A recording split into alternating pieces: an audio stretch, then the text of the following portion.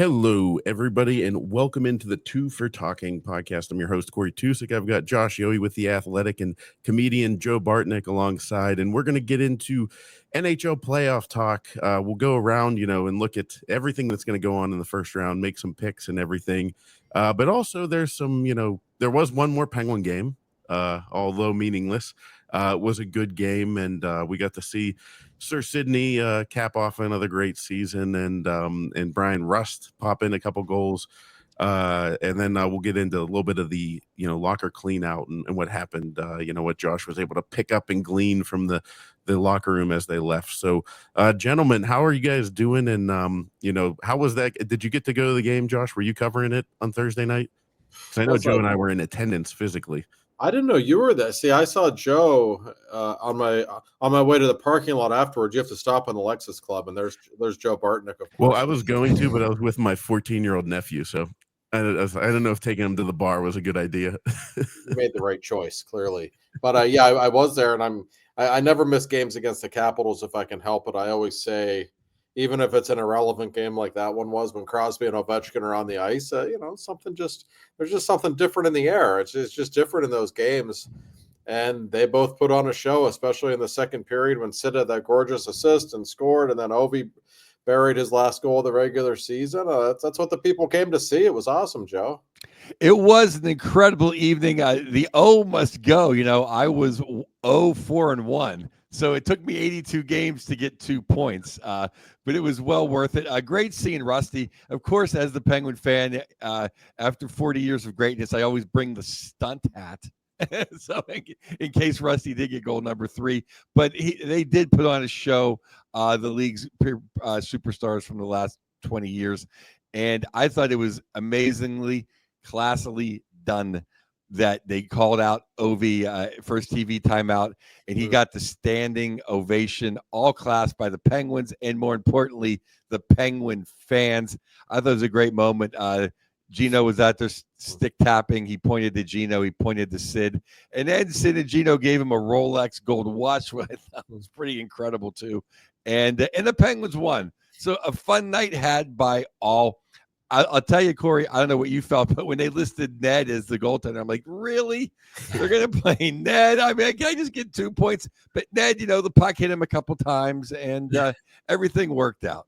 Yeah. I saw your colleague Seth Rohrbaugh. He always, puts out who's on the hill that night, and I saw Ned, and I'm like, oh, like not for the last game, but maybe, I thought kind of like, maybe Jari's done well enough that they want to insulate him from any further damage to this product. But no, I thought it was a great game, and the crowd was great. Like for it was a really weird experience. I was walking around the concourse, and my nephew asked me, he goes, "Why are there so many Capital fans?" Like I said, they thought they were going to break the record now. And this one guy, Caps fan, turns around and looks at me. He's like, "That's exactly why I'm here." He said, "But the ticket price went down," and then we're all like hanging out, and I'm like, we never got along like this. Like this was, Caps fans, Pens fans sitting back with our feet up, just enjoying what's happened over the last 2 decades. I thought it was a great game. It was reminiscent of going to Landover with 10,000 Penguin fans, and there was 3,000. It was like the inverse, because usually at Landover there's 10,000 Penguin fans and 3,000 Capital fans in that dark, eerie building in Landover that they never have to go to Landover, Maryland ever again. I have found, guys, that since the Caps finally won their cup, the relationship between the fan bases has improved greatly. I think they just needed to win one, and then they could kind of relax a little bit, and everybody could get along. So now, or maybe it's just a matter of time. We've been watching these guys for 20 years, and it's like, all right, that other guy's pretty good too. We're finally going to show some respect. And I thought it was just an awesome scene all the way around. Wouldn't you have to say, though, of our old Patrick Division friends, foes, I think, there's begrudgingly respect between Penguin fans, Ranger fans, Capital fans, Devil fans. I think Islander fans are what am I trying to say? Well, I'm trying to say dirtbags, but not over the top, kind of like behind, but sneakily dirtbags. And then there's the Flyers, which are obvious, Jagoffs. But I think there's kind of a mutual respect between Penguin fans and the other fan bases in the Patrick. What do you think, Josh? Yeah, that sounds about right. And I'm glad you brought that up about Islanders fans, because I took a stroll around the old Coliseum. I was last year at the Coliseum. And I remember thinking to myself afterwards, like, these people are more like Flyers fans than I ever realized. Like, that Islanders fans are a rough bunch. It's a very strange group. We just lost Corey for a second. I hope he comes back. But no, it's like I never really believed in the phrase toxic masculinity until I walked around the Nassau County Coliseum. There wasn't one lady in that crowd. It was just a bunch of bros, and they wanted blood. It was a pretty rough crowd, and Flyers fans are just, they're on their own little universe, Joe. We know this, of course. They're a different breed altogether. But no, the Penguins and Capitals fans, like, they don't like each other. And I hope we get to see Sid Novi in the playoffs one last time. That would be the ultimate. But there's a begrudging respect there. And how fortunate both fan bases have been for the last 2 decades. My God, talk about great hockey that we've seen just in general, and especially when those two teams play. It's been incredible for everybody. Yeah, no, I'm just basing this on, like if Sid won some big achievement, or say Flower or Gino, I think Capitals fans would be respectful. I think I think Devils fans would be. I think Rangers fans would grudgingly be respectful. Capitals fans, just the same way. Like if Brodorg, beat the all-time record, Penguins fans would accept. Hank in Pittsburgh, Ovi, obviously we just saw that. I just think the Flyer fans know that throw batteries at Gino, and I think same with the Islander fans. Yeah, I always, the NHL is so unbelievably stupid with how it schedules things. I've often thought to myself, like, I hope the NHL doesn't schedule Crosby's last ever game like in Philadelphia or something. I hope they wouldn't be that dumb, because it wouldn't be some welcome, pleasant atmosphere for him. The Penguins Capitals should always play each other in the last game of the season. That way Crosby and Ovechkin's last game could theoretically be against one another, which I think would be pretty cool in the way it should be. I always laughed when you think back, and Crosby's first ever NHL game was played in freaking New Jersey. It was like it's Mario's 40th birthday. It's Crosby's first ever NHL game. You'd think maybe they would have played in Pittsburgh, Pennsylvania, like just throw it, or at least like in MSG or in Montreal or in Toronto or something. But no. Had to play in New Jersey. And I had to go to the Damon's Sports Bar because I didn't have the Outdoor Life Network. At least you got to go to Damon's. So Damon's was a big night out. Yeah. Speaking of last games, I thought your piece on should the Penguins maybe keep Gino beyond next year was very thought-provoking. People thought I wrote it. It was written so well they knew I didn't, but maybe I had a gun to your head. It seemed like exactly what I would say. But I thought it was a great. I mean, all your articles are great, but it was really, it really makes sense. Well, I don't know how to gauge Gino at this point, really. We know he's not close to what he once was. I still think he's a perfectly fine number 2 center, all things considered. But Kyle Dubas, by the way, spoke this morning, and he acknowledged that it's been tough for Malkin because he hasn't had set regular line mates in a while. Like I've said, I mean, how do you gauge a guy when he's got Danton Heinen and Phil Tomasino on his line? I mean, really, I'm not saying those guys don't have any talent, but Sid gets to play with Raquel and Rust. That's a pretty damn big difference. It really is. And obviously Sid's operating at a much higher level than Malkin is at this point. We all know that. But if you had, 2 reasonably good, steady number 2 line mates types for Malkin, I don't know what his numbers would be. They'd be better than what they were this past season. And my guess, Joe, like I think he will probably retire after next year. If I had to set the odds, I would say the odds are that next year will probably be his last. But listen, what if he gets 20 goals and 60 points next year and has a good whatever?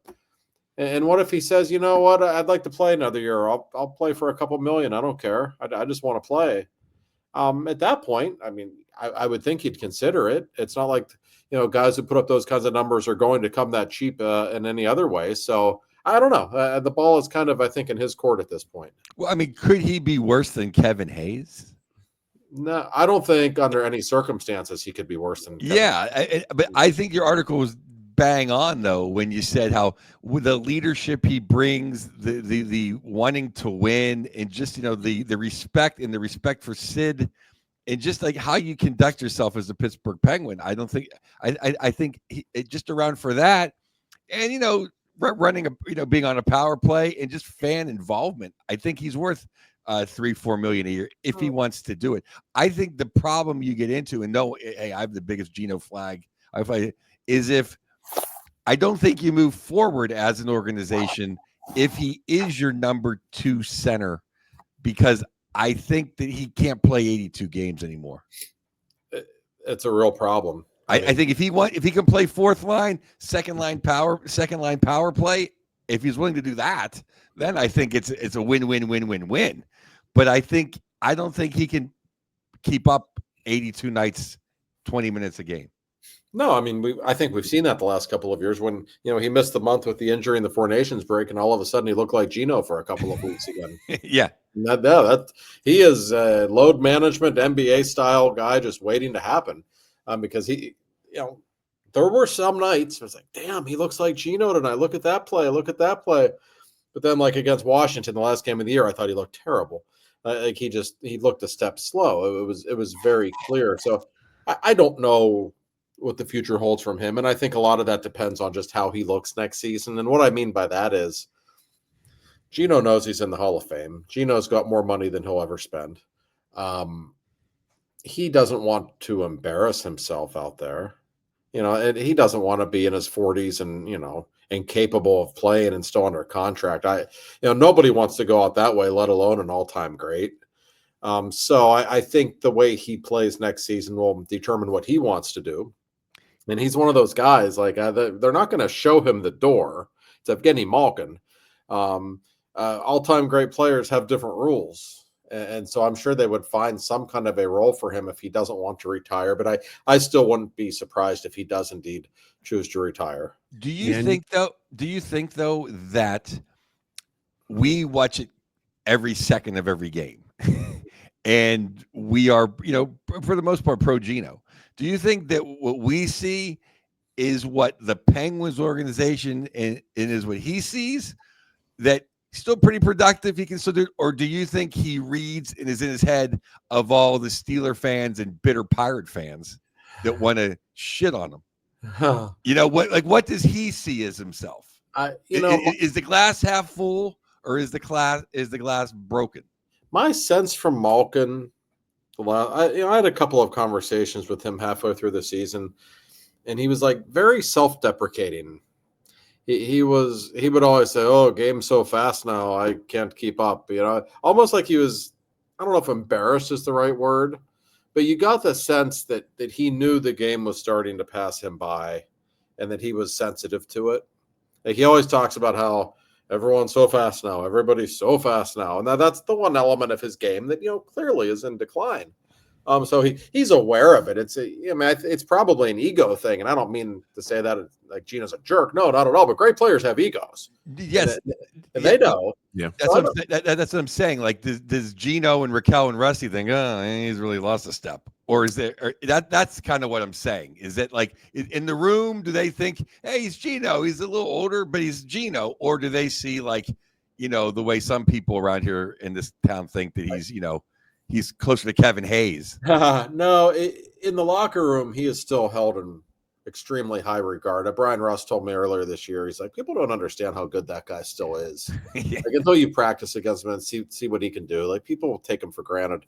And I think that's the thinking in the locker room. My question is, and he won't really give you a straight answer, and it's hard for him to, but what does Kyle Dubas really think about Evgeny Malkin and what he brings to the table? I know Kyle has immense respect for the player that Malkin has always been, but I do wonder if there's a part of Dubas that's like, I hope the guy just retires. I don't want to be the one to kick Evgeny Malkin out of Pittsburgh, but I'd kind of like to move on with some younger players.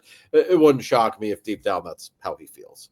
Yeah, I would love to see, and that's why I think the youth movement is so important. I think part of the reason I was so excited for McGroarty and Koivunen to be really stepping up is I'm like, man, Geno does have a legit line next year. I could see him eking out one more year because I think we all generally agree they're not going to compete next year, but maybe in 2 years. So that's my selfish view on it. I do always remember, though, I don't know if you guys remember Mario's last game, like his actual last game against the Buffalo Sabres in Oh, yeah. 2005. It was like December. And he didn't announce until about a month and a half later that he was retiring. But I remember for a couple of weeks, I was an usher at the time, so I'm sitting there watching, and I'm like, I don't know. I feel like that time's coming, and I'll never forget. I know he had a health reason behind it, but there was a point in the game where he was skating backwards to catch a pass and tripped over a stick and fell down. And he got up and kind of skated to the bench. And I thought to myself, like, I don't think Mario ever wants that to happen again. And I just had this feeling like that might have been it. And you know what I mean? Like he was 41 at the time or whatever, 40, it's just 40. Yeah. sometimes you get to the point where it's like, it's time. It's over. No, sure. And Malkin is getting to that point. But I said I don't know how to gauge him because the Penguins had such of a flawed roster. And while Crosby was again sensational this season, we'll talk about him later, but they certainly made sure that he was taken care of too. Like Sid had a slow start, so they put Gino on his line right away. And then Sid got hot with Raquel and Rust, so they just left Raquel and Rust and loaded up on that top line. Like they were clearly taking care of Sid when he was a little off his game in the first half. They don't really do that with Malkin as much. They just go, hey, good luck, Gino. Here's this scrub on your line. Try to make this work. Go in the second power play, Gino. You don't look like you're quite the same guy. Whereas, Sid's treated differently. Now, Sid's also a better player. Obviously, a much better player. So we have to take that into account. But if you give Malkin a couple of really good line mates, I suspect we might not be having this conversation. We might be saying, he's slowing down, but he can still play for a couple of more years. So I have a really hard time analyzing him. And I wonder if they'll bring in anybody in free agency. I don't think they will bring in any big names at forward. If I had to guess, I think maybe he'll get Koivunen or McGroarty on his line next year, and maybe that will help. I disagree with Corey, and we have too long of a summer to talk about it, but I really think we're Miroshev, a couple actual defensemen, and a couple guys not named Kevin Hayes and Noel Achari away from. I mean, the Metro stinks, and now we have about 7 or 8 top 9 guys. Yeah, I just wonder how close we are. Oh, we're not close to winning a playoff series. No, but you mean certainly close to making we can certainly make the playoffs. Yeah, no, I think we can make the playoffs next year, but I think it's at least 2 years before we're a legitimate, chance to go on a run. But I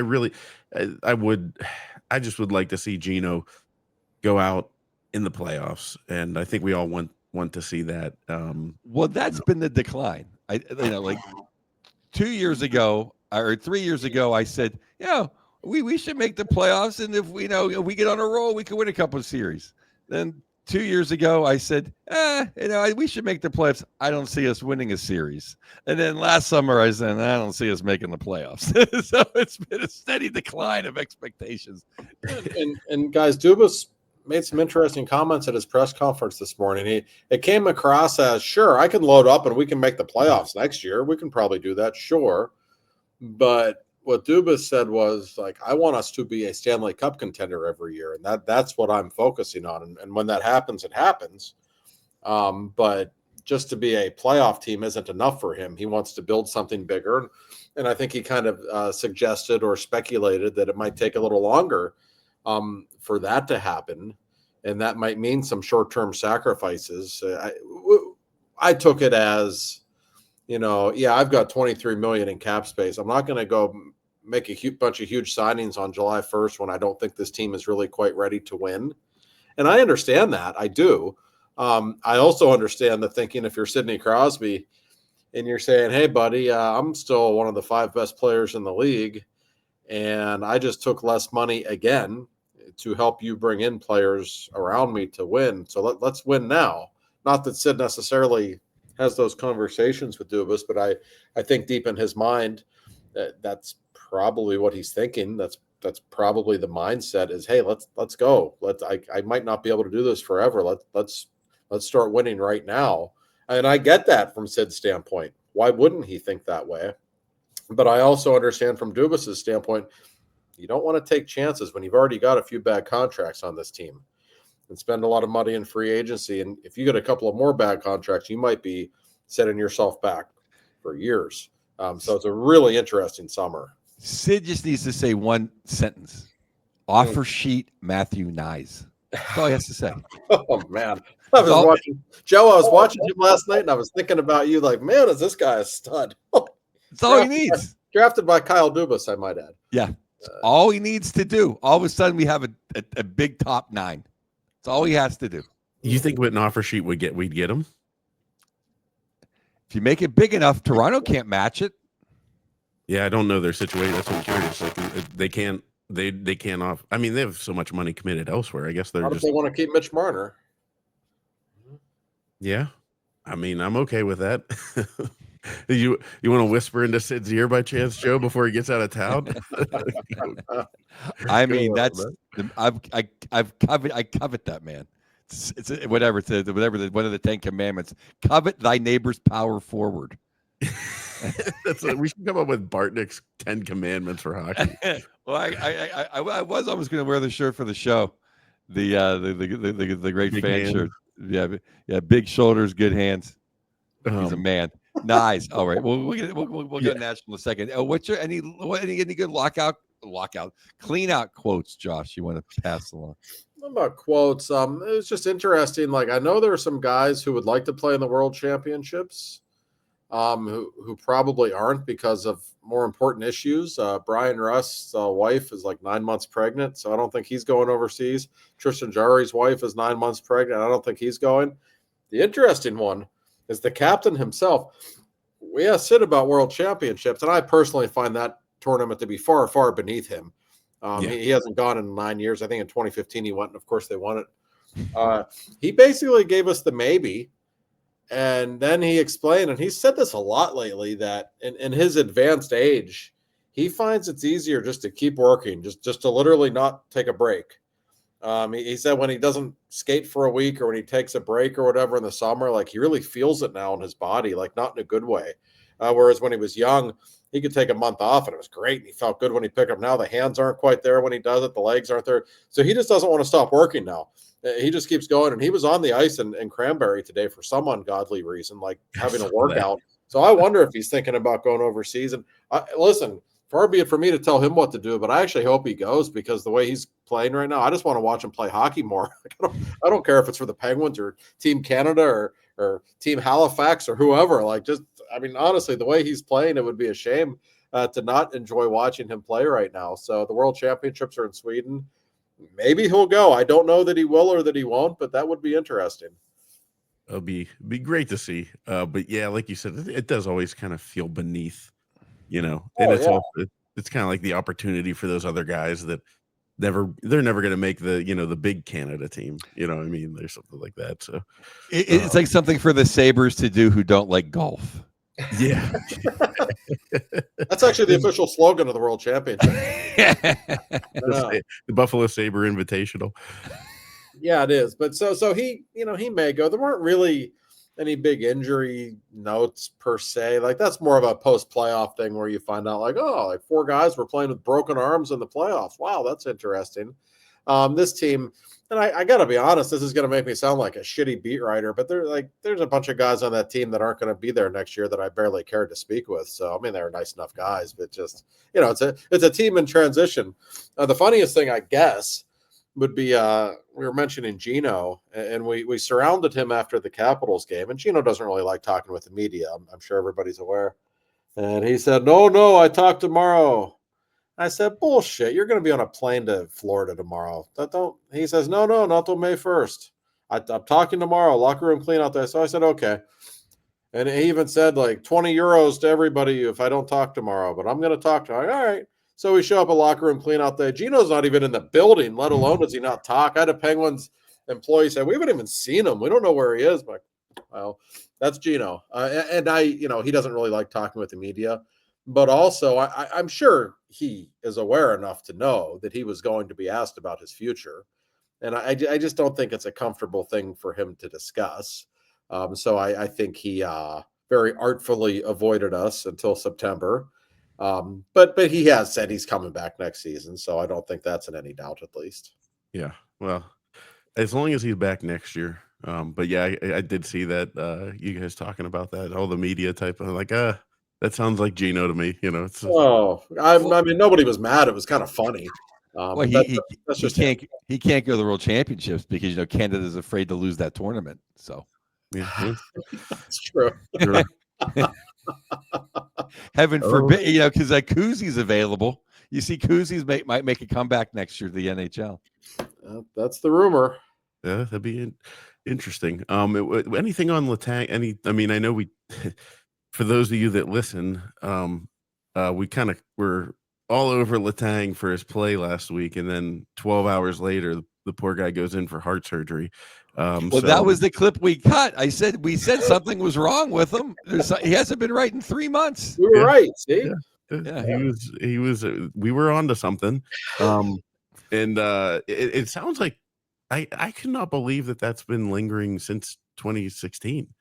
That they just didn't do anything about it. I mean, if I had a hole in my heart, my wife would be sending me in an ambulance immediately. He's playing in the freaking NHL. Well, I mean, they've always known about it. That's that I don't listen. I'm not a doctor, but I do know from writing about him enough that he gets strokes because he has a hole in his heart, and we all have that hole in our heart. Most of us, it closes up when we're born. His never did. I know that much, and I know that Chris, there are different kinds of strokes, and the strokes that he has had do not require him to be on blood thinners. If he were on blood thinners, he would have retired long ago. You imagine playing in the NHL on blood thinners, you'd be dead. The skate blade through your arm, a high stick to your face. That's just the way it goes. So from that standpoint, as unlucky as he has been, he's actually been fortunate that at least it wasn't that kind of a stroke and he could keep playing. Listen, the Penguins said he didn't have a stroke, so I will take them at their word. And that this is something that they had been talking about doing for a while, so I will take them at their word. I thought it was very strange that this operation was done with one game still left in the season. Yes. I'm sorry. I can't ignore the fact that it's a little odd that it wasn't done like the next week. Yep. They can say what they want. I understand there were 3 days off in between games, and maybe they just said, screw it, he's banged up, let's just do it now. It was a little strange. And the fact is, when there's something wrong with Chris, if you go back and look at when he had those strokes, the month leading up to that point, he played so horribly, like you couldn't even recognize him. And then I go back and I look at how he played during the last month. He was so horrible. You didn't even, I'm not saying he had a stroke, but it makes you wonder if there was something bothering him that led to this. And I certainly hope for his sake, and from what we hear, everything went really well, and that's good. Hopefully that's the end of these problems. I don't know why they wouldn't have done this operation 10, 12 years ago, though. I'm not a doctor, but it seems strange to me that if there was a hole in the heart and it was a pretty simple procedure, I don't know why he wouldn't have done it then. Well, I mean, everyone knows, for 20 years, there's been my love, hate, love. I've picked on Puckoff. I pick him on DVE. I pick on him here. But I pick on him because I love him. I love Christopher Letang. He's one of ours. He's one of the all-time greatest Penguins, and whose number probably will be retired. And I know this sounds like I am asking to get him off the cap and everything like that. But seriously, like, Christopher, don't die on the ice. Like, make sure you can play because we love you. Like, it's crazy. Yeah. It's crazy that he isn't healed. I thought that he was okay, that he's back. It really is crazy. I asked him a couple of years ago after the second stroke. I was sitting beside him in the locker room. I said, Chris, hear me out. Just listen to me for a second. I said, you're in the Hall of Fame in all likelihood. I said, your legacy's safe. You got $100 million in the bank. You got a beautiful family. Like, what are you doing? And he looks at me. He says, have you ever loved anything? I said, yes. He says, I love hockey. I said, okay, that was it. He just looked at me like I was an idiot. Like, well, okay. That's his mindset.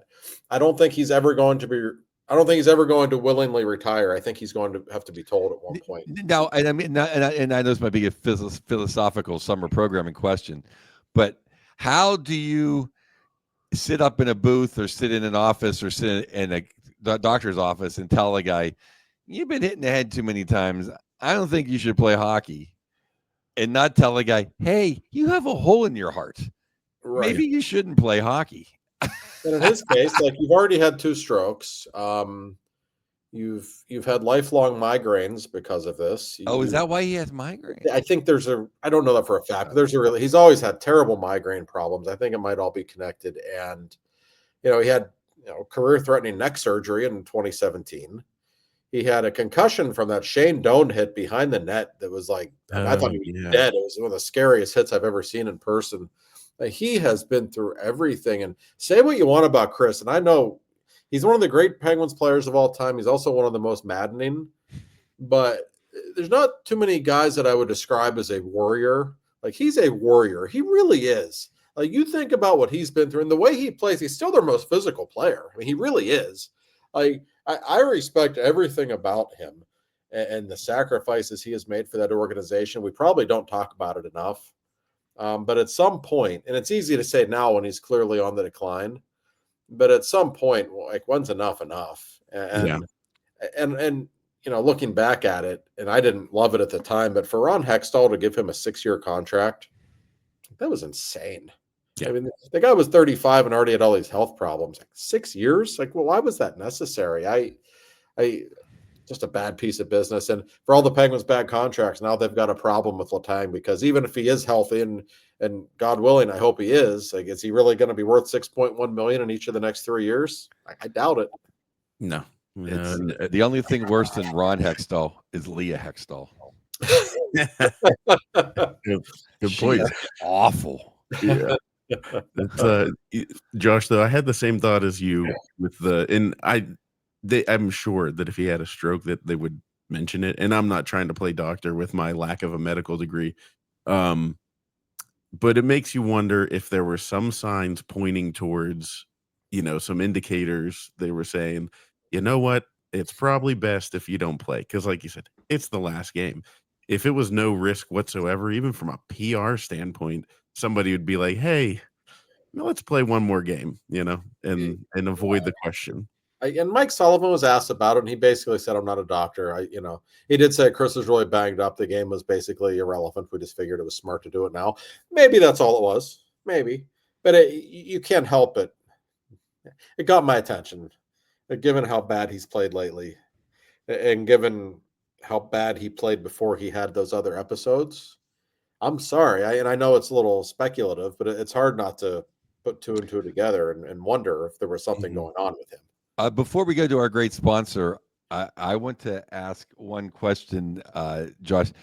I found, and I thought you were going to bring it up, I found Mr. 65 EK. I thought him not the humblest man you've ever met.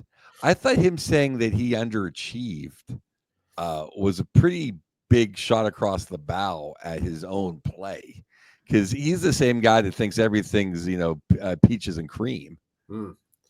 I mean, I give him credit for acknowledging it. Oh, 1,000%. It was back in Edmonton when he was so bad in October, and he didn't have a training camp. He was hurt. I mean, he was so bad in October, it was painful to watch him play. I was in Edmonton. I asked him after practice, I said, how would you assess your own play so far? He goes, great. And I looked at him, I said, what? He goes, great. And like, whoa, okay. So, yeah, he doesn't like to admit when he's playing poorly. He's one of those guys. He admitted it today. And Kyle Dubas didn't have very kind words for him in his press conference this morning either. He basically said he's underachieved and we need more from him. Yeah, no kidding. That's very accurate. I wrote yesterday, like, I would trade him if I could, if I were the Penguins. I recognize his Hall of Fame credentials. I like him on a personal level. I like watching him play. I just don't think he's what they need right now. I think they need defensemen who can play defense a little bit. I think they need defensemen who will work at a much cheaper rate. And when you think of the other people they would like to trade, just when looking at their salaries, whether it be Jari or Letang or Graves, like, Carlson's still the most tradable one. You might have to retain some money. I'm sure you would, but I think somebody might take him. And if I'm the Penguins, man, I'm making some calls this summer about him. Wouldn't that be fantastic when you think about it? If they could trade him, you're not going to insult or diminish anything for 58. So you just put him on the fourth line. I'm sorry, third pairing. And then you just make Graves go to Wilkes-Barre and that's it. And all your problems are solved. I think that's what they should do. I mean, I think if the Penguins are serious about winning next season, or at least being a playoff team next season, you could not have Carlson, Letang, and Graves all playing and all as your top 3 highest paid defensemen. Like, if that's what you're going to do, it's not going to work. We've seen that. You literally have one of those 3 guys on each of your pairs for a lot of games this season. And you can't, and you don't want to show your young defenseman that the biggest guy is a song and dance man. Right. Yeah. I mean, no, you don't want young players around Carlson. He's not a bad guy. Oh no, I meant your biggest guy, Ryan Graves, is a song and dance man. No. I didn't even want to talk about it. You know what I mean? Like, you want someone that you want to show, you want to be lead by example. Here's how you clear the crease. Here's how you stand up for your goaltender. Here's how you face wash someone that's talking crap. You know, I say it every week, but how Desharnais was you'd rather have a 5th round pick? I have no idea. There have been a couple of times recently when Sullivan was asked specifically about Ryan Graves, and he would always very politely say, "We need him to use his body a little more and be a little more physical." I'm like, what are you saying, Sully? I think I know what you're saying. Yeah, I mean, that's true, but I mean, if you're serious about winning, I don't know how you can have him around, period, next season. He didn't really get any better this season. He's the same. He is who he is. He's just a terrible NHL player at this stage. That's very clear. It's the worst I had people trying to tell me that Jack Johnson contract was worse than Graves. No, it wasn't. It was bad. But Jack Johnson won a Stanley Cup in Colorado a couple years later, and I understand he played a fairly minor role for the Avs, but still, don't tell me that any Stanley Cup team would have Ryan Graves anywhere on its roster right now. They would not. He cannot be on the team next year if you're serious about winning. That to me, that's the bottom line. And back to Carlson for a second. Do you want Harrison Brunick emulating Erik Karlsson and how he plays hockey? Is that a good influence for him? Do you want him emulating Erik Karlsson's pregame dietary choices? Or no? I mean, and I love Erik. Seriously, it's been fun covering him. I like watching him play. He's a brilliant talent. You don't want him around young players. Letang is fine for all of his flaws and the way he works and how dedicated he is to the organization. I don't mind having him around young players. Karlsson's a completely different animal, and I just think Karlsson is still somewhat tradable. If you have to retain $2 or $3 million, do it. Do what you have to do. He's just not helping them win. Matt Grzelcyk was better than him on the power play, guys. Like, you can't even have him on the top power play. What's the point? Yeah, because I also think you can not coach Karlsson, but I think if you get a Dumoulin type, obviously younger than Dumo, I think you can get a pretty good pairing out of Karlsson and somebody else. Maybe. I mean, Graves. I mean, you need Scott Stevens and Bobby Orr to play with Graves to make it successful. I mean, yeah. And if Graves is on the opening night roster, then that means the Gavin McKenna tank job is on. That to me is an indicator. If you see Karlsson and Graves on the roster, there is that. But I thought I was very fair with Graves this season. I really gave him all season to try to prove himself. And there were some stretches when I thought he was okay, when he wasn't losing games at least. But the guy finished with 3 points all season, something like that. I mean, the puck's a hand grenade to him. And that you can live with that if he's going to play a little bit of defense or use his size. He clearly is not willing or does not know how to. I don't know how he was a competent defenseman for all these years before. It's just an utter disaster. Yeah, because I just think he was on the ice so much. Is it just me, or was he playing a lot for a guy that stinks? Sure, I mean, it seems like our guys are on the. I seem like our crap guys are on the ice a lot. Oh. It seems like Achari is on the ice a lot. I know he penalty kills, but it just seems like a lot of our guys, unless they're stuck out there, they can't get the puck out. It just seems like we roll the lines with way less talent than a lot of other teams. You might be right, but with the blue line, it was like Letang and Karlsson were so bad most of the year, and then you have Graves on the third pairing, so one of them was always on the ice. Yeah, I mean, in that case, I don't blame Sullivan or Quinn. Who are they going to put out there? There was no stopper. Ryan Shea was their best defensive defenseman, probably. Yeah, I mean, I think that's one of the big problems with this team is, okay, say, while we always give up a goal late in the period, we always give up a goal right after we score. We don't have a third/fourth line that can send that 3 guys that are just meat and potato guys, win a draw, chip the puck in, 3 checks, it kills 40 seconds. Sid or Gino got a breather. It's like great teams, even pretty good teams, playoff teams have a line that your coach can trust to be out there to just kill 40 seconds. Other than, and let's face it, Sid's lines gave up so many of those situations I talked about. They're not even trustworthy at some level, but no. At least it's not Sid doing it. But you need guys that can just kill 35 seconds, and we don't have guys that can do that. No, you're absolutely right. It's a huge problem. Their goal prevention issues are vast, and they are a real problem. And they can still score. It's funny. I tweeted this the other day. For those who don't know, I'm in Tampa right now. I'm covering the Tampa, Florida series, and just talking with John Cooper about an hour ago. He sounded just like Mike Sullivan. He was talking about his team. He said, early in the season, our team gets preoccupied with scoring goals. That's all they want to do. And at some point halfway through the year, I told him, hey, you might want to start playing defense a little bit.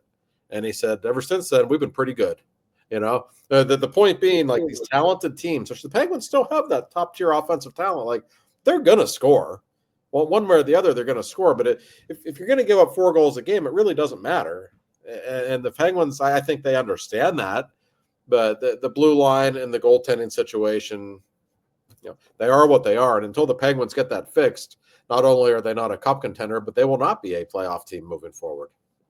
Yeah. And I know I've said this before on the podcast, but the biggest feeling and difference was at the 2006 home opener against the Flyers.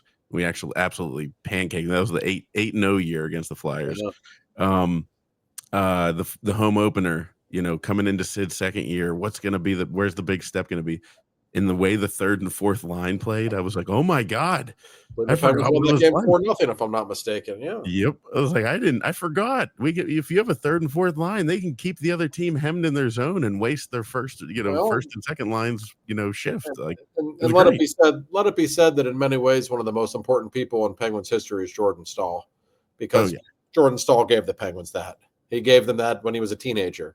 When you have that third line guy that you can trust, who will still put up some offense, but who can take out the other team's top performers and just play smart hockey. My God, well, what a difference that makes! And the Penguins certainly don't have that right now. No. But he also in the heyday, he had Cook and Tyler Kennedy, and that's a legitimate third line that gets in there and hits the body and kills 45 seconds. You don't win Stanley Cups without guys like that, without Nick Bonino, Matt Cullen, those kinds of guys, because they know how to play that hockey.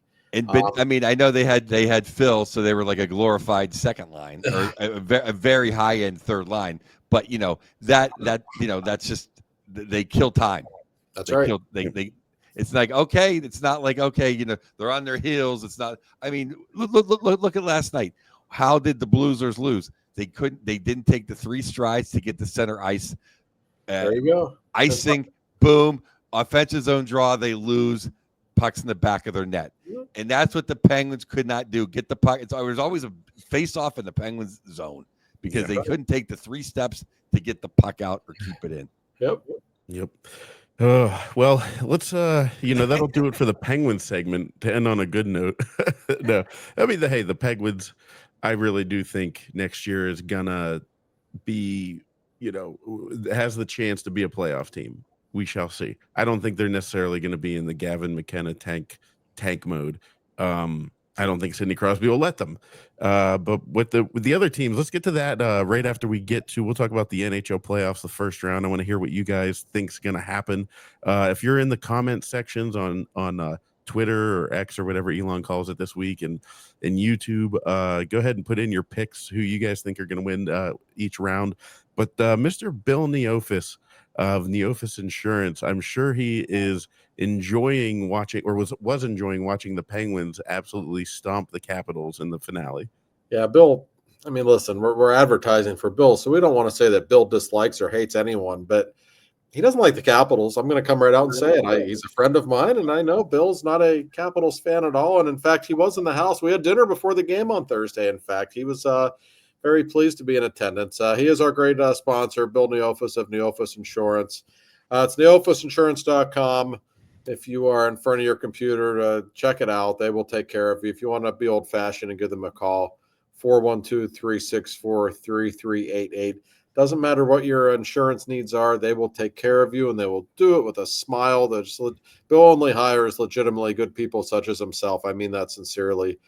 He really does. And he still has a reminder for one more week that April is Distracted Drivers Awareness Month. And I'm in Florida right now. And you guys know this. Nobody in Florida can drive. It's a scary, it's unbelievable. It's like a combination of old people and cocaine. I don't know what's going on down here. Like nobody can drive. I'm in my Uber on my way to my hotel last night in Tampa, and people are on their phones, like swerving over the highways. So the reminder from Bill, like stay off your phone.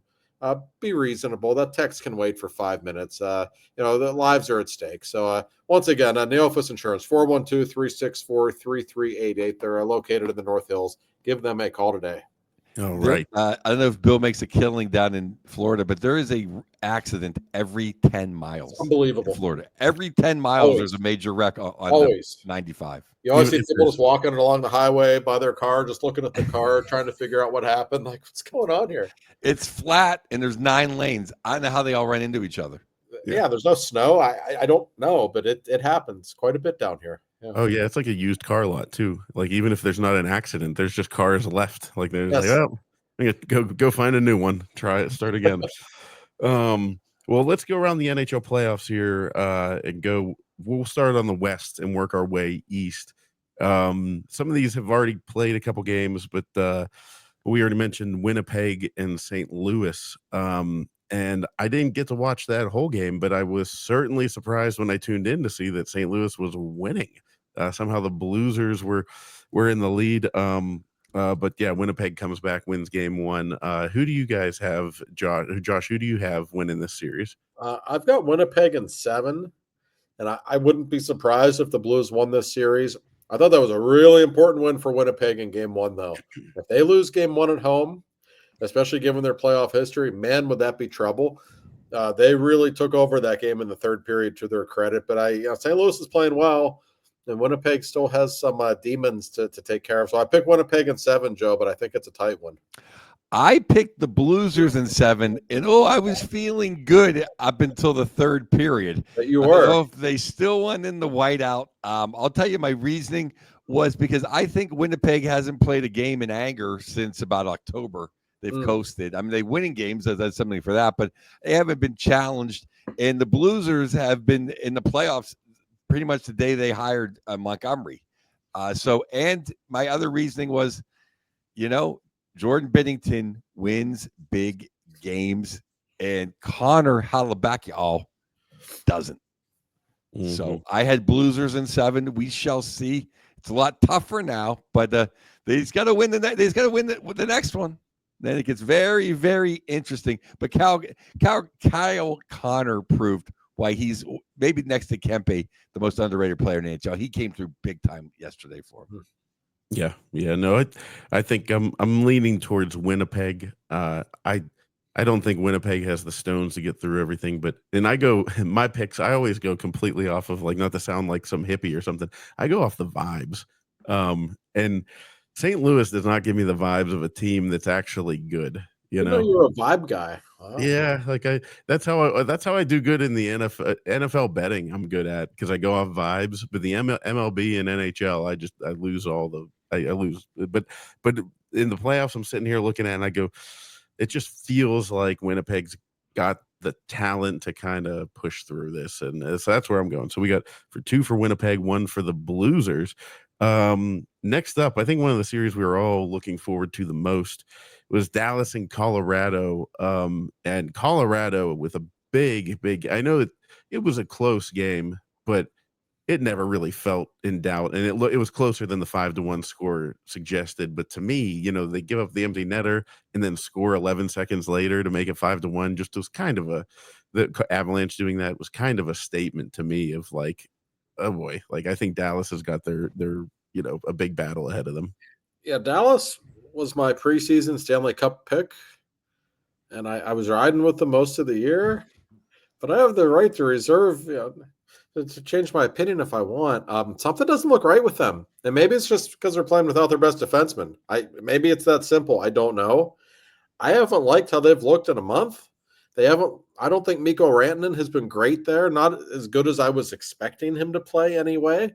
So my pick was Avs in 6, and I feel pretty good about that after what I saw in Game 1, Joe. Yeah, I'm exactly where you stand as far as I had Dallas as my preseason favorite to win it all, and definitely the West. But I have my right to change my opinion when the playoffs started, and I went Avs 7. I believe who wins this series, besides my dark horse from the West to be named later, will win the Stanley Cup, or at least be in the finals. I have two things about this series that comes to mind. One is that Dallas, I always thought 1 through 20 had the best roster in the NHL. Yes. But then after the deadline, Colorado, the gap is a lot closer. Lindgren then gives them 6 NHL defensemen and a great bottom pairing with Manson. It also they got 3 centers now. Charlie Coyle in the 3 hole is very nice. Brock Nelson in the 2 hole is very nice. I always thought, okay, the Avalanche just have the superior. When you have 2 of the 3 best players on earth, you get a good chance. McKinnon looks possessed. Makar is the real Jesus. But and we're not even naming Nikushkin. But how about you forget how good a player Arturi Lehkonen is? Arturi Lehkonen is incredible. And to get on the Dallas side, they get Sagan back. I love Sagan for a decade. He's an old man. They really miss Jason Robertson. Jason Robertson is a dynamic goal scorer, and you can see they don't have that. That's Rupe Hentz's buddy on his line. Mikko, I don't know. The thing that Mikko did though, he bumped Johnson down the line. Wyatt. I think Wyatt in the top 6 is needed. He's not good at third line center. I think he's better on the wing in the top 6.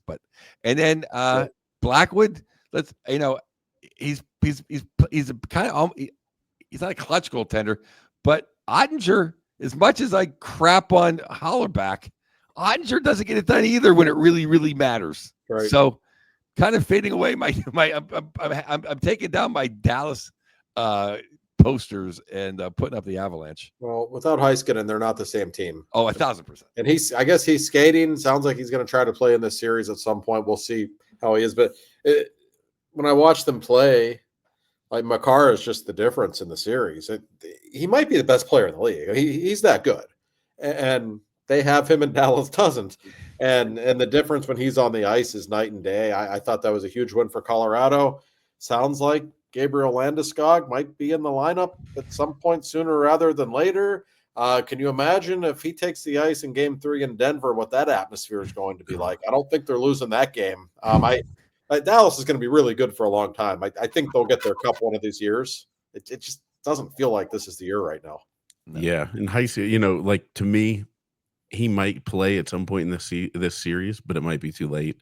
Like this series could get old quick for them. And Colorado just looks like, maybe it is the Makar factor, but I'm like, he can take over a game like nobody else can. And I just, so I have the Avs in 6. That's who I'm going with.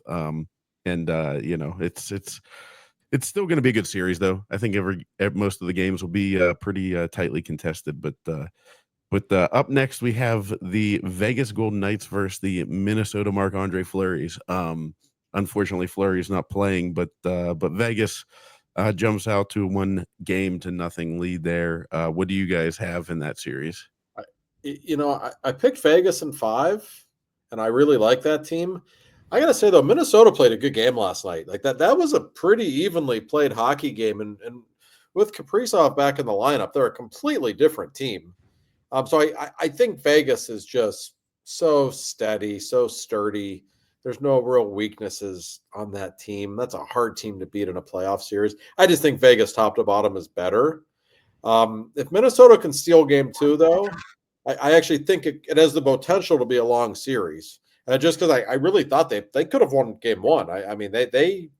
That was kind of a 50-50 game, I thought, for most of the night. So with Kirill back in the lineup, I guess that gives Minnesota a puncher's chance, Joe, but I just think Vegas is better.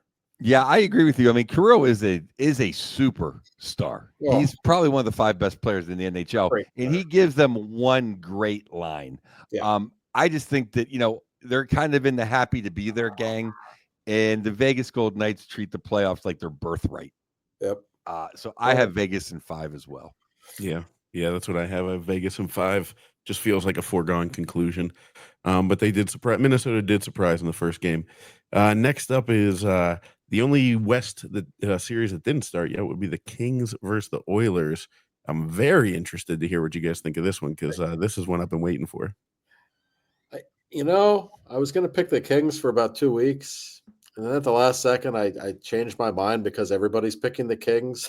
Just said, I don't know. It's still McDavid and Draisaitl, and the Kings have never been able to slow those two down in a playoff series.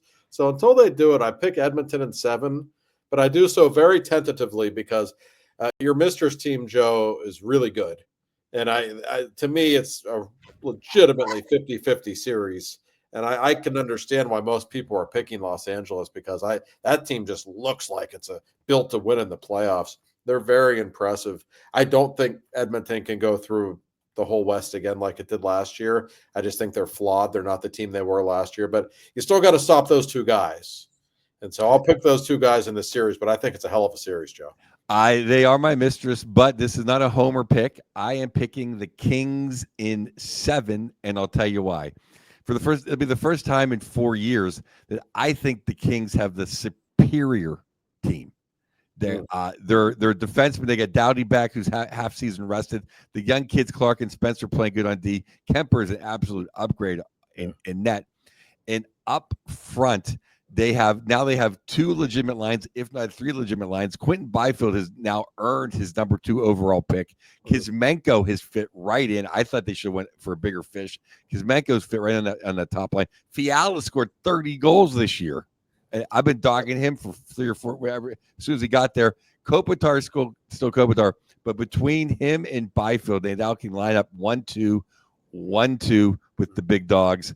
I just think, and the Kings are I think the best home team in the NHL. Yes, it's still Jesus and Leon, but you have Ekholm out. That's their best defenseman by far. And 2, we name him every time. The kid Holloway is in St. Louis, but he got dinged out. The other kid, the Kings stole one of their guys. The 3 guys that left, that was their depth.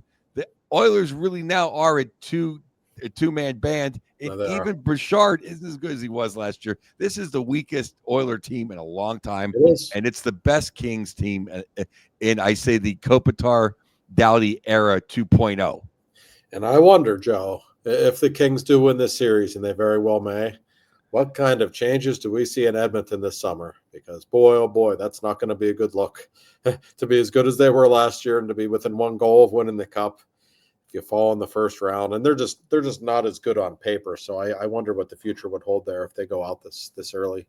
Well, did they not sign Leon? Leon signed for the Kings Ramson, correct?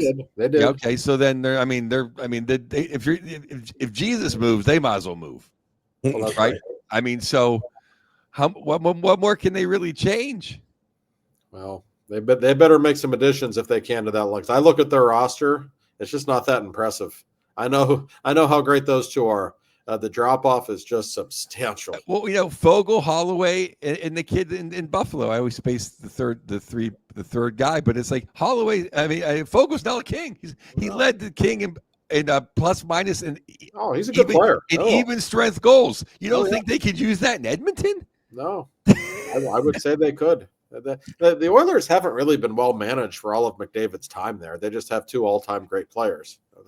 Kenny Holland, Hall of Fame GM, but he kind of crapped the bed up there. Yeah. And now, and I think Scotty's kid took an undue blame for whatever BS, and that's a whole nother that's a 30 for 30 in Chicago. But he didn't do very good this year. No, I mean Skinner's a ballerina. He's not a hockey player. No, they've got issues. And that said, it's funny, McDavid, the knock on him is always, he hasn't won the cup. And that's true, he hasn't. When you look at McDavid and Draisaitl's playoff numbers, Like, they're unbelievable in the playoffs. Like, we're almost like Lemieux and Gretzky point per game numbers. So they always show up, and I'm sure they will. Oh, it's not a knock on. I mean, especially I remember when they made the run and they beat the Ducks. I mean, Leon was their best. Leon Draisaitl is a gamer, and Jesus is Jesus. The problem is they can't play 60 minutes. No, I had to do my MVP voting this year for the Hart Trophy, which it's so hard to do. And this year, impossible this season really to pick an MVP. I actually saw Hellebuck's the favorite, I guess, in Vegas, which I had him in my top 5. I voted for Draisaitl for MVP. I thought he was the best player I saw all year. And I, in a year when McDavid missed a lot of games and, he was just consistently brilliant. So I think the world of him. You got to have depth to win cups. That's the problem. The question is, can LA at least slow those two down? Because as good as the Kings are defensively and as good as they are down the middle defensively, they still have had trouble with those two, and they've never been able to stop that power play in a playoff series. We'll see if they can this year. I think it's a great series. I really am looking forward to it, though. Yeah, and I have actually the Kings in 6. That's what I think of. That's how I think very little of the rest of the Oilers team, and I think very highly of the Kings team. And it just, to me, feels like a recipe for the Oilers just look like a team that's going to flame out, not because of Draisaitl or McDavid, but this goes back. This is why I was so pissed whenever Edmonton, lucked out and got the first overall pick with McDavid, because talk about an organization that you knew was going to screw this whole thing up. Like we all did, it wasn't like, oh, he has to play in Edmonton. Oh man, they had Gretzky. It's like, no, they're going to screw this up. Like this, if there is one organization that was going to not be able to win a Stanley Cup with Connor McDavid, it was the Edmonton Oilers. Well, McDavid was pissed off too, as you might recall, but the look on his face when Edmonton won the draft lottery. He's like, ah, shit. Looked like his dog had just gotten run over him. He was really, yeah. He was. I can understand that. So, yeah. He thought now Yakupov was going to be his left winger for the next 10 years. I almost forgot about him. I know. I just love the name now. But you're talking about a sad scene, Corey. Imagine Jesus and Leon shaking hands in Game 6 in Edmonton. Oh. Ooh. I mean, they might. The coach might just walk right out of the building. GM. I mean, they're. That would be brutal. But yeah, I just have a vibe. I have a feeling. I have a real good feeling about the Kings team. I just enjoy watching them. I don't know if it's because that's who I end up getting. Like I've mentioned before, that's like the West Coast team where you finally get the kids asleep, and it's like, oh man, all the East games are done. But I will say, Kings Vegas in the second round would be a real bloodbath. I would enjoy that series. That'd be great. That would be great. Oh yeah. So now going out east, we have the Battle of Ontario, which Toronto just stormed out of the gates and really set the tone. And I thought if Ottawa had a chance, they had to make some kind of statement early. But what do you guys think? Yeah, my pre-series prediction was Leafs in 6. Listen, Ottawa's been great down the stretch, and given Toronto's playoff history, like nothing would shock you. But I just think the Leafs are better. I think Toronto's really good. I think we're probably underselling them in general right now a little bit just because of that playoff history. And I understand it, but on paper, there's not many teams better set up than they are. And Ottawa, God, is Ottawa dirty, by the way. They were so dirty. I was watching that game on my flight to Tampa last night. It was like one cross-check after another. Like, what are they doing? I just think the Leafs are better. And I think the Leafs are only going to lose the series probably if they lost game 1 and got a little tight. They didn't look tight at all to me last night, Joe. No, they looked amazing. I mean, Ottawa tried to run the goaltender like 5 times, and then they were complaining about the refereeing. What a baby organization. I can't stand those guys, so maybe my pick is a little tainted for that. But I picked Toronto, and to me, I think that just like I think if whoever wins the Battle of Florida, I think and Toronto, that's my pick at East. Toronto as my not underdog, whatever the word would be. Yeah, dark horse. There you go. Underdog. I forget what animal to use. And just like in the West, I think whoever wins in Dallas, Colorado, and then I think the Kings is my dark horse. Because I'll tell you, Toronto, I told my buddy from Toronto this. if you don't win this year, if you don't make a deep run, you really are cursed. Nothing could be more lined up for Toronto. They get to play their little brother, the team that doesn't do anything in the little crap city of Ottawa, right? They have everything rolling. They finally have Nyes and they got McMahon. They finally got two big guys, bigger human beings to play with the big four. They finally got 6 legitimate defensemen. They have 2 good goaltenders. If they beat their little brother like Penguins beating Columbus, then they're going to get a tired team in Florida, a team that's been beaten to death, one of those 2 teams. And then they're going to play the weakest Metro ever. I've never seen the Patrick or the Metro have worse teams than think about it. Okay, everything of the Capitals. The next 2 teams stink. It's never been that way, ever.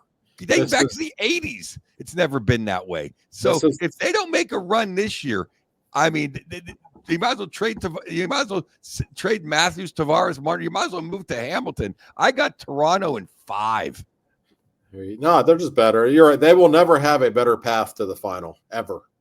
I mean, even though I think the 2 Florida teams are better, you're right. They're going to have a holy war down here. Like they're going to beat the hell out of each other. If the Leafs do wrap it up in 5 and have a week off, and this series starts really late too, it doesn't start till tomorrow. The Florida Tampa series, like, man, does that put Toronto in a good spot? Yeah, that's where I have Toronto in 5 as well, and they just look like. Do I think they're going to win it? I don't think they have the best chance this year, the Stanley Cup. I don't think they're the odds-on favorite by any stretch. But like you said, Joe, this is their chance. And I mean, all the obnoxious Toronto fans have been waiting for their chance to just parade around the NHL. So buckle up, in the Phil Borka phrase, buckle up, baby. Get ready. This might be it. And that's the Tampa and Florida series, which starts tomorrow. Josh, you're down there to watch and take it all in. What's your gut feeling there? Florida, can they come back and go to the Stanley Cup final for a 3rd year in a row, which seems impossible?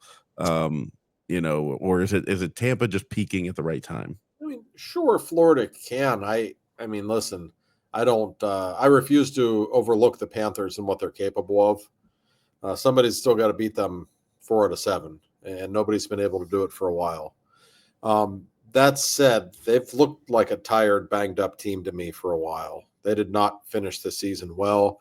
It sounds like Matthew Tkachuk will try to play in Game 1 and be ready. Is he 100%? Maybe. We'll find out. I would not underestimate the Panthers, but I do think Tampa right now is a little better. They just have so much talent. When you can roll out forwards, it's Kucherov and Gensel and Point and Hagel and Sorelli. I mean, they're just one star after another. And you got Hedman on your blue line leading the way, and Vasilevsky has really returned to form. That sounds like a championship caliber team to me. I'm picking Tampa in 7. I'm not doing so confidently because I think Florida's capable of anything. But I just feel like Tampa's playing at a higher level right now, Joe. I agree, Josh. I would pick Florida against anybody in the East right now, except Tampa, because what you named. I mean, Cooch, Point, Snake, Sorelli, Hagel, Paul. Yeah. I mean, those guys are just ready for the who do you want as your forwards for the playoffs? I mean, just Cooch, like what he lead the league in scoring by like 20 points. And then you have Hedman he's probably a top 5 Norris guy this year. Hedman had a quiet, great season. And then Vasilevsky, it's pretty much Vasilevsky again. Yes. So, that's just Tampa's just a great team. But then you look at Florida, they lost some guys. I think having Ekblad out for the first 2 games is a big loss. Yes. Bobo's playing well in that. But, and now Seth Jones stepped right in. He looked pretty good. You're getting the Rat. You're getting Tkachuk back. You still got Barkov. You still got the Sammy Bennett, Sam Reinhart. You still got Lundell. The Panthers are loaded. Sure. I just think we all know in this little StreamYard that it's super, super, super hard to win, to go to the finals 3 years in a row. Most teams don't do that. Even if you have the heart of a champion, I think your legs are gone. So I'm taking Tampa in 7. And I think this is the number 1 series right now to Yeah, I do watch. too. Yeah, I agree, and I'm actually going Tampa in 6, and the reason I shorten it to 6 is because Vasilevsky to me looks like the goaltender that people are afraid to play against. Mhm. Like he's back, and he's the type of guy that I don't know. He can steal 2 games in a series, no problem. I feel bad for Florida because they're such a great team. It's fun to watch them play. I'd love to see them go on, but man, this is a tough draw. So that's where I have it going in the first. And then we have the series that Josh is really thrilled that he's not covering, and that would be the Hurricanes versus the Devils. Nothing against the fine people of Newark and Raleigh, but I think Josh has had his fill of those arenas. Corey, I like Raleigh. This has nothing to do with Raleigh and everything to do with Newark, I assure you. I, Joe, I don't know if we need to talk about this series that much. I got Carolina in 5. The Devils, just with all their injuries to Hughes and everyone, they're just, they have no chance. We don't need to talk about the series, but I just took the bait. I just remember Freddie Anderson, and I thought, you know what, I like Markstrom more. And let's just mix it up. You never know. You get Dougie Hamilton back. Bratz had a great year. Heischer's had a great year. I thought who knows? Obviously, I look pretty wrong now, but full disclosure, I had Jersey in 6 printed. Whoa! Wow! So, much respect. Listen. Yeah, I mean, I thought if they still won down there, but it just I don't know what Markstrom breaks his own guy's arm. It looked like a clown. It looked like a clown show last night or yesterday afternoon. Yeah, and I mean, the Metros are just not good. I mean, I don't have many good things to say about this division right now. No, and I got Carolina in 6. Just thinking that they're not some steamroller that's gonna roar through the series, but it's definitely the least entertaining series it's going to be. Listen, Joe's lack of respect for regular season Rod is admirable. I respect it. He's seeing it all the way through. Yep. And then finally, sorry, that wasn't a hate on Rod. I legitimately thought, I forgot Siegenthaler's not going to play. I thought you lose Jack. You have one series in you. You steal a game on the road. Who knows? I look stupid now, but it wasn't a hater. It wasn't a hater. I mean, I would pick, University of Lehigh over the Flyers. That's a hate pick. I'll double down on that pick with you. The final series would be the Capitals versus the Canadiens. The Rouge, Blanc, and blue, however they say it. This will be an interesting series. I want to hear what you guys have to say before I allude to anything else. But we've got Ovechkin coming off of his great season. The regular season, hang another banner, Washington. You can hang a regular season Eastern Conference champs banner. That used to be their thing. I don't know. I think it's going to be a great series. What do you think, Josh? We couldn't have playoff predictions without a little upset pick. I've got the Habs in 7, and I base it more on history. You don't want to play Montreal in the playoffs. Weird things happen there. That place will be amped up.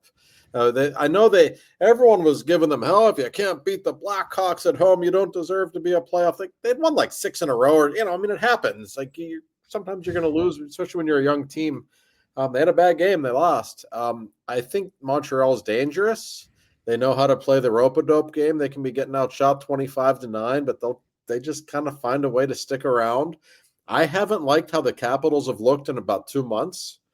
They haven't played a meaningful game in a long time. I know they have a Stanley Cup banner. They also have a long history of struggling in the playoffs. They have a losing playoff record with Ovechkin there. It would be so Capitals to enjoy what they've enjoyed in the last few weeks with Ovechkin and then to lose in the first round. I just have a feeling about the Canadiens that they have a way of ruining seasons like this. I really, really would love to see Montreal win. not as a capital hater. Sorry, Mr. Neophis. I don't love them. I just like to throw all my hate in one direction. I like to be more pure spirited and have two cities I hate. No, I just think that Montreal, the hockey gods, Rocket Richard and Guy Lafleur, they looked down and said, well, we can't miss the playoffs for 4 years in a row. So I almost think they used up their hockey gods' capital just to get in. Now, nobody. I mean, just the anthem in Montreal is the best thing in playoff. It was like the best thing in sports. So I want them to advance. I just think they're a little bit young and a little bit small, and I just think that Ovi doesn't want to have the party end just quite yet. They're going to need Protus to beat a really good team, but I think they have enough to squeak it out. I got the Caps in 6. Yeah, I'm actually on Josh's side here. I've got the Canadians in 7 because boy, oh boy, I just have seen the Canadians. I'd be curious to go back and look through their history, but I feel like they have the most playoff series victories in series that they didn't have any place winning. Yes. Like again, 2010, sure, it was the Pens' third run to a cup, but that team had no business beating. Well, don't forget, they beat the President's Trophy Capitals in the first round that year. They had no right beating them either. Dominic Moore. Yeah, they just have a weird way about. I'm telling you, weird stuff happens in that building in the playoffs. I know it's been a long time since they won a cup, but you never really want to play Montreal. There's just something feels awkward about it. I'm a believer in that, and listen. The Capitals are a great story. They've had an unbelievable season, and they're going to be good for a long time, Joe. They've got young talent coming in that organization in every direction. They're set up for the long run. I haven't liked how they've looked in a while. What made them so good in the first half of the season was how good defensively they were. It was impossible to score against them, and they're playing in a lot of shootouts now. I just don't know if that's the way they want to be playing come playoff time. So we will see. I still think they have something to prove. The blue, blanc, and rouge. Blue, blanc, and rouge. That's what it is. Yeah, and I know that. I know that it doesn't. I know that it doesn't matter. The game didn't matter, but man, they did not look like a team ready to storm into the playoffs, letting the Penguins just stomp them like that. You know what I mean? Because, like you said, Gino wasn't really at his peak abilities, and it was just kind of I know they were playing their backup and all that kind of stuff, but they've been on cruise control for a couple of months, and that's not their fault. It's hard to turn off. They had that big of a lead, but that can really be dangerous. And maybe they'll flip the switch and steamroll the Canadians. That wouldn't shock me. I just have a feeling they're in for a real fight in this one. Well, I think they're in for a fight. I just think that them at about 80% can kind of get by the Canadians. Yeah, that's right. That's you true. Might be right. I think it's power plays. That needs a couple power plays. Put Obi in his office. Obi's so good. He's so good in that power play on his spot. And so one thing we were going to talk, what do you guys think? I mean, we went pretty long on the Penguins. You want to save the coaching carousel for next week? Because I do have one thing Pens related, like draft stuff, or do you want to go through the coaching carousel quick? We can do the coaching carousel real quick. We might as well. There's only a couple official movements so far. So you have Anaheim moving on from Cronin, and you have Peter Laviolette out in New York. And of course, Torts out in Philly, and then the Bruins, Blackhawks, Red Wings. What's going to go on there? But the Peter Laviolette one is the one I underlined as soon as it happened. I knew it was going to come, and now I'm just thinking, please, New York, throw the bag at our friend Mr. Rick Tocchet. I have a bigger scenario. JR said they would not hold Rick back if he wants to move on. Yeah. Rick, there's no one of all the teams mentioned. The closest team to getting good again or exciting again is right down in Anaheim. I'll give you a lifetime pass to the Irvine Improv. Come on down. Enjoy the sun. See, who wouldn't want that? No, seriously, it's a great place to live. They've got real talent there. Yeah. If I'm Rick and I'm looking around, there's no pressure, Rick. You got 5 years. I'd go there in a heartbeat. You could take that right into retirement. That's a nice place to live when you're retired, right? Yeah, you can golf with JR. I wouldn't want anything to do with that Rangers job right now. That team's not good. you've got a lot of bad personalities in that room. It's a bad mix, and they're old. All of a sudden, that's a tough job. So I don't know that obviously somebody will take it. And hey, maybe Rick will stay in Vancouver, but it certainly is starting to sound like he may not. I mean, Jim Rutherford said he wants him to stay, but they're not going to, hold him to the extra year in the contract that they had agreed on that. So, I mean, I think the Canucks are trying to do right by Rick Tocchet. I know how Jim Rutherford feels about him. Sure sounds like Rick is ready to make his exit, however. There's a lot of personalities in New York that we've picked on, but I'll tell you a good guy who we've got on a little bit. Or I know I have in different formats. Mika Zibanejad. He hasn't lived up to his billing this year or his paycheck, but he did a nice thing. He gave Sam Rosen his stick the night he scored 5 goals and signed it to him. I thought that was a pretty class move by Zibanejad. On Tocchet going to New York, he's going to have 5 or 6 Elias Petterssons. He thinks he only has one prima donna in Vancouver. He's got 5 or 6 in New York. Yeah, you're not wrong. And by the way, Sam Rosen, who is retiring now that the season is over, the nicest guy in the world. Really nice. I was so happy to hear that Zibanejad did that. That was very cool. Yeah. It's going to be really interesting. Tocchet's going to be probably the most interesting name out there. We know Philly's going to want him. I would think New York would be interested. Who knows what other jobs are going to open up between now and then. The NHL coaching carousel is always good fun. My question is, how did the Rangers not fire Lavi in January? I mean, that's what teams do, right? When they're a train wreck, they just fire the coach, and we knew it was coming. I don't know why they waited until the end of the season, because clearly something was really wrong on that team. There was way too much talent on that team to play the way they played this season. And to take a point off of what Corey said, he mentioned Detroit. Now, I don't think there's any way Todd McClellan is in trouble. He kind of got that team back to almost making the playoffs again. Right. But now there's people, Captain Dylan Larkin, taking shots at Stevie Y. Sergei Fedorov from across the pond, former teammate, legend, taking shots at Stevie Y. Stevie Y is on the hot seat. Ooh. Yeah, he is. I mean, people don't like the Penguins being in the middle the last couple of years, in the murky middle or messy middle, whatever we call it. The Madden middle. Yeah, Detroit's been there for a decade now, really. I mean, the Red Wings are never god-awful, abysmal, but how many years in a row are they just a couple of points out of a playoff spot? That's not a great look. I have all the respect in the world for Stevie Y, but it's not a great look. Yeah. I just, I've been reading enough of what's going on in Detroit to know that it's not great. Things don't seem to be, at the beginning of the season, I remember us talking about this could be the year that they finally get back in, and it just didn't happen. And I don't know. I really hope, I just really don't want to see Rick Tocchet in Philly. I'd really like to see him in Anaheim. That's 100%. You're dead on there, Joe. Perfect.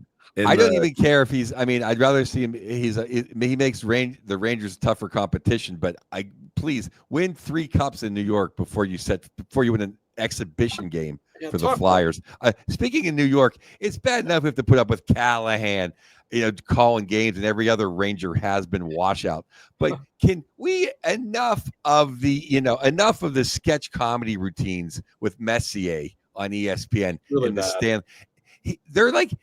Of all the people I would think would just have respect for the Stanley Cup, it would be Messier, and they're out there playing sketches with him and PK Subban. And I thought Levy had more brains than that. It's like I thought Messier would cross-check PK Subban for messing around with the cup. What are they doing? Yeah, it really. And I was watching the game last night, and I saw they had the Stanley Cup in the studio.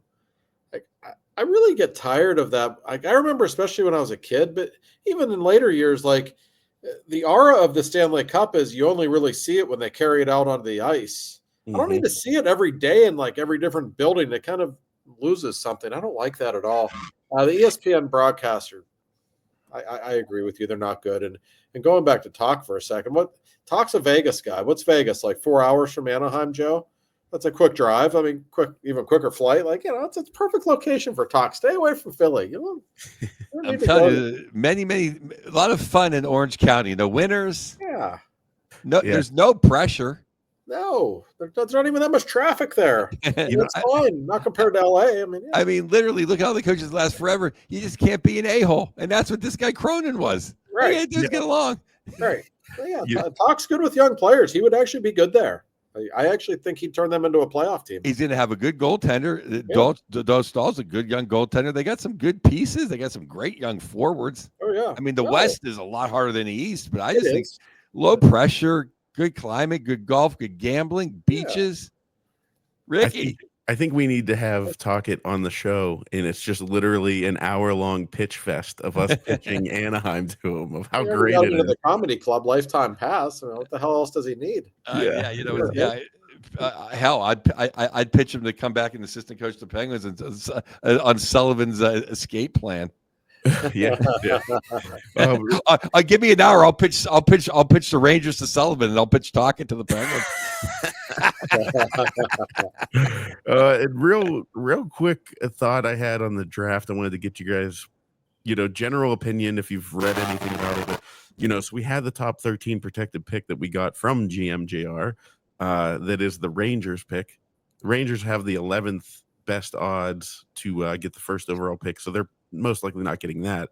But it's kind of up in the air whether or not they're going to keep that pick. It doesn't look like Drury's going to be out, at least as of yet, unless something happened that I haven't seen in the last 12 hours. So do you think that do you have any inkling as to whether or not the Rangers, because really what it comes down to is the Rangers need to fool themselves into thinking that they're going to be good next year. And in which case they'll keep this year's pick, give us next year's. And I don't think they're going to be good. So I really want that because it's an extra shot at the Gavin McKenna lottery. So Sure. What are your thoughts? No, and I think the Penguins would, rather have the 26th pick for that very reason.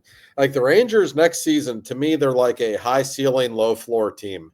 I think it bounce back with the talent they have if they hire the right coach and be a playoff team. That wouldn't surprise anybody. But I could also see the wheels completely falling off given what we saw this season. So if I'm the Penguins, I'm like, that 11th pick or whatever, that'd be fine this year. They're not gonna bitch about it. Oh man, no, I'd rather take my chances on that Rangers 26 first round pick. And as for what's going to happen, it's anybody's guess. I think the responsible thing for the Rangers to do would be to give the Penguins the pick this year and keep that pick. That's an arrogant organization. Like they don't want to come out and say, "Yeah, we might stink next year." They're never that way. Even though they've only won one Stanley Cup since World War II, they like to present themselves. We're the mighty Rangers. So who knows? Most people in the Penguins organization I've talked to, they kind of think the Rangers are going to give them the pick this year, and they're okay. Well, whatever. That's not a bad thing. That's kind of the anticipation. But the truth is, absolutely nobody knows. I don't even know if Chris Drury knows. No. I want the pick this year. The faster we get number one picks and load up, the better. I don't see us winning another lottery in my lifetime. And I want to get more number one picks. I want Dubas to have more firepower. I want that kid to be able to come up and play when Sid is still on Penguin ice. As far as what the Rangers happens, I think I've said it three or 15 times already. I think there's a good chance they're going to be better next year. I mean, just look at the teams we name. Jersey should be better with a healthy Jack Johnson. Jack Hughes. Carolina's going to be Carol or Redderson. The rest of us are still going to stink or be where we're at. So I just think that they could. I think they got to clean a little bit of house. And if they do, Igor's, I'm not an Igor guy. He's the best goaltender in the division. And they're still going to have some firepower. And maybe Keandre Miller takes his head out of his ass. Maybe Fox grows a pair of balls. But at some point, they actually, the two defensemen they picked up mid-season are pretty good. So that's a good start for them. Yeah, sure. And I like that goalie kid. And I just think they're not going to be as bad. This year was, they're like one of the biggest train wrecks of any team ever as far as what's gone wrong. And if you're the Penguins, that's perfectly fine. If you get the 9th and the 11th pick, say this year, okay, it's not a great draft, but it's not a terrible one. In all likelihood, you're going to get two really good players who are going to be ready to help you in a year or two. That's good. That's exactly what the program is for the Penguins right now, and it's not a bad draft. And who knows? With all the second and third round picks the Penguins have, maybe they try to trade up even. Maybe, who knows? I'm sure Kyle could get a little creative here. So, and I can tell you, most people in the organization are kind of, I mean, obviously they have to plan on having the pick this year, and they kind of think that's what's going to happen. That's okay. I mean, if you get the 9th and the 11th picks and you've got a bunch of second and third round picks this year, it's going to be an exciting time for Penguins fans in June when the draft comes. Yeah, it's going to be exciting. I mean, you can't go wrong either way.